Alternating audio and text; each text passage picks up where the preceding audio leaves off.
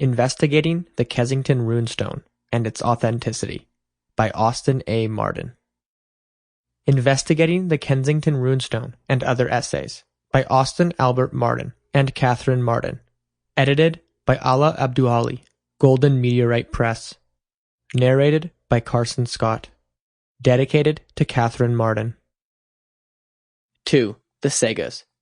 The Icelandic sagas, or prose narratives, describing the early history of the Norse settlements in Iceland with lists of 3,000 names of the original pioneer settlers, were written down for the first time in the 12th century. The Icelandic word saga means what is said or told. They are derived from both folk tales and oral traditions of historical events. Today, most scholars recognize that in many cases the personages and facts are of real people and factually correct. The sagas are a unique record of the life and times, habits, laws, and customs of this group of Norse folk. There are some 30 Icelandic sagas that have survived from the late medieval time. The Greenlander's saga narrates how Bjarni, who had been forced off course on a trip from Iceland to Greenland and apparently reached landfall somewhere along the wooded coast of Labrador. He then sailed north until he sighted either the Torngat mountain region of northern Labrador or Baffin Island. Later, Leif Erikson, the son of Eric the Red, founder of the Greenland colonies, sailed west, naming the land he discovered Markland, Woodland, and Vinland. It is accepted as fact that Leif Erikson discovered, landed, explored, and attempted to make a permanent settlement on the northeast coast of continental North America. The exact location is still to be discovered by archaeologists. 3. The third source of information, other written records. The first surviving written record that mentioned Vinland by name is found in Adam of Bremen's history of the Archbishop of Hamburg, written in about 1075. Book 4 of this history is entitled A Description of the Islands of the North, and in it, Adam of Bremen declares the king, Svein of Denmark, spoke to me about yet another island which had been discovered by many in the ocean, west of Greenland. It is called Vinland because there grow wild in that country vines which produce fine wine. Free-growing crops abound there. I have learned this not from fanciful tales, but from the trustworthy reports of the Danes, quoted by Logan, 1983.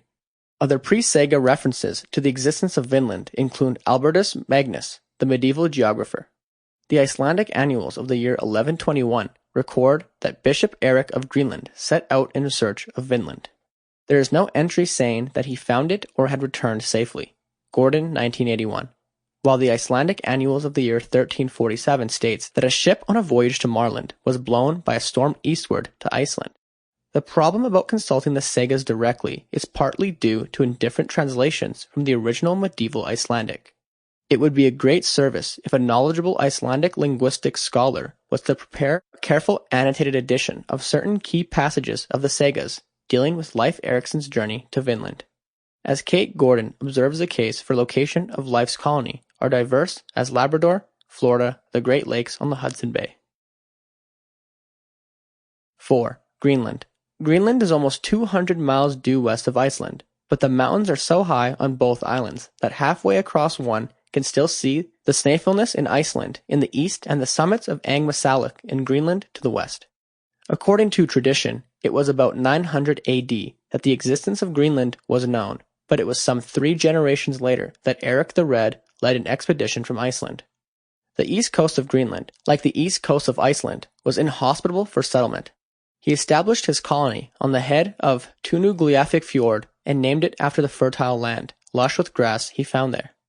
10 years later, he established another colony further north up the west coast of Greenland, which he called Godshaven. It is opposite Baffin Island. The mild climate in the medieval period made it possible for the Greenlanders to grow corn, but animal husbandry was the main resource. Lack of any timber was a problem and had to be imported from Markland on the other side of Davis Strait. Archaeological evidence reveals that cattle, sheep, goats, and pigs were reared in large numbers. The European demand for walrus ivory and polar bear skins resulted in the export of these in exchange for corn and much-needed iron. The fishermen of the colony caught whale, seal, and a large quantity of fish. Archaeologists have declared the coffins at Herjolfsnes are made of large planks of pine, deal, and larch, and the larch certainly cannot have come all the long sea voyage from Norway. It is reasonable to conclude that wood was being Sample complete. Ready to continue?